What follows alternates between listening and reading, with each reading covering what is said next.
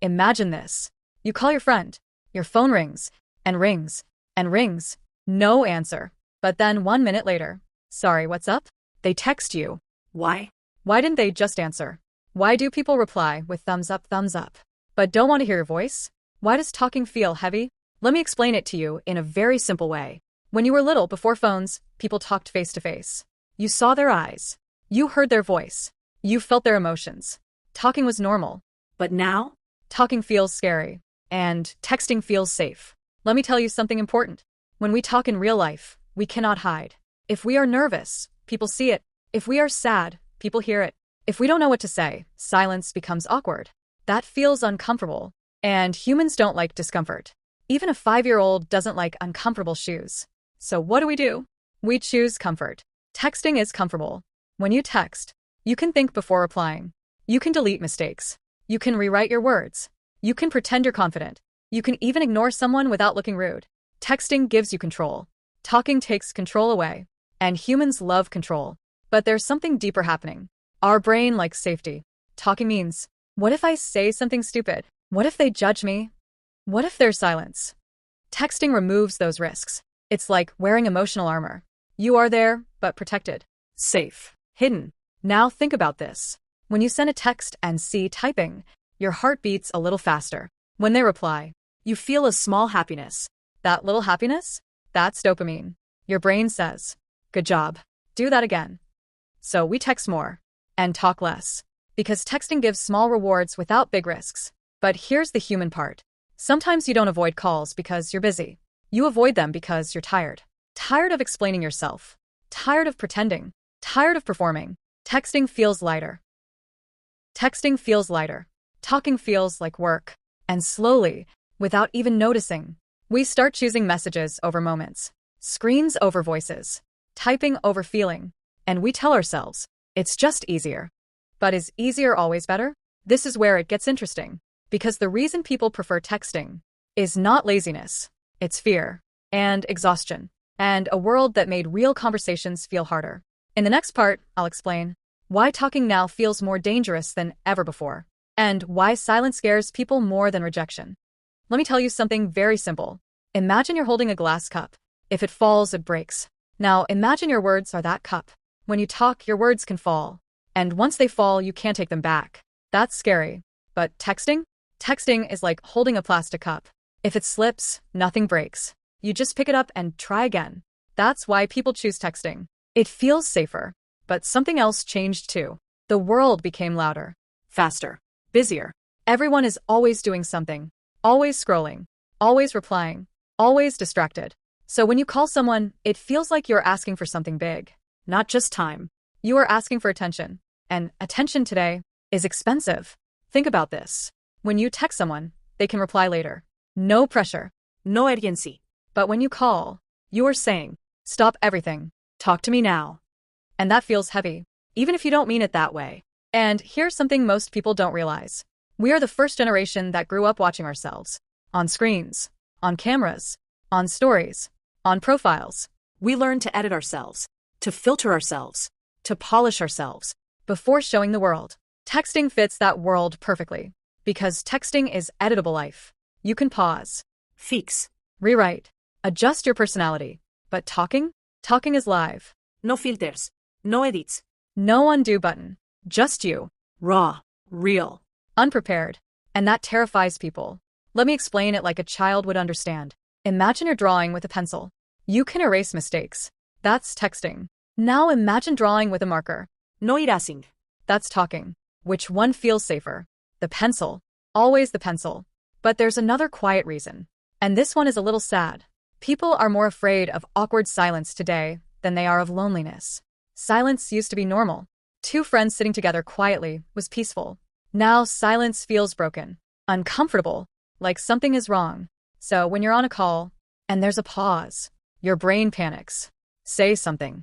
Fill the silence. Don't make it weird. That pressure makes talking stressful. Texting removes silence completely. No awkward pauses. No pressure. Just space. And then there's rejection.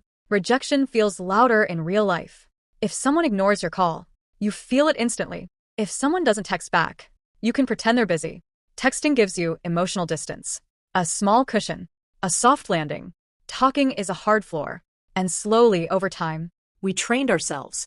not on purpose, but quietly, we trained ourselves to avoid intensity, avoid awkwardness, avoid emotional risk. And texting became our hiding place. But here's the part nobody talks about. Even though texting feels easier, it also feels emptier. Because humans were not built for silent conversations. We were built for voices, laughter, interruptions, eye contact, warmth, messy, imperfect talking. A text can say, I'm here, but a voice can say, Ikare. and deep inside, we all know the difference, even if we don't admit it. In the final part, I'll show you why this habit is slowly making people feel more alone, and how small changes can bring real connection back. Now here's the quiet truth. Texting didn't just change how we talk. It changed how we feel. Slowly. Softly, almost invisibly. Because every time we choose texting over talking, we remove a little bit of warmth from our lives. Not all at once. Just a little. Like turning down a heater 1 degree at a time. You don't notice it immediately. But one day, the room feels cold. And you don't know why. Texting gives us connection without closeness. Words without voices. Replies without presence. And, at first, that feels efficient. Convenient. Easy. But humans are not built only for efficiency. We are built for feeling. A voice carries things text never can. The crack in someone's tone when they're trying not to cry. The excitement when they talk too fast. The softness when they say your name. Text flattens all of that. It turns emotions into symbols. And symbols can never fully replace reality. That's why sometimes you can text someone all day and still feel lonely at night. Because information is not the same as connection. Updates are not the same as intimacy. And typing is not the same as being heard. Let me explain it simply. If someone sends you, I'm proud of you, it feels nice. But if someone says, I'm proud of you, in a soft, it hits your heart differently. Because humans don't just listen with ears. We listen with feelings. And here's something gentle you should understand. People are not weak for preferring text. They are tired. Tired of pressure. Tired of noise. Tired of expectations. Texting became a quiet corner in a loud world. A place where emotions move slower. Where nothing demands too much. But safety and loneliness sometimes look very similar. And that's the trap. The same thing that protects you Can also isolate you. the more we hide behind text, the more real conversations start to feel unfamiliar. Like a language we forgot how to speak. Calls feel awkward. Voice notes feel strange. Deep talks feel exhausting. Not because we can't do them, but because we stopped practicing them. And anything we stop practicing starts feeling scary. Even something as simple as saying, hey, how are you really? But here's the hopeful part. This story doesn't end in silence. Because humans have something beautiful inside them. A quiet hunger for real connection. And that hunger never disappears. No matter how many texts we send. No matter how digital life becomes.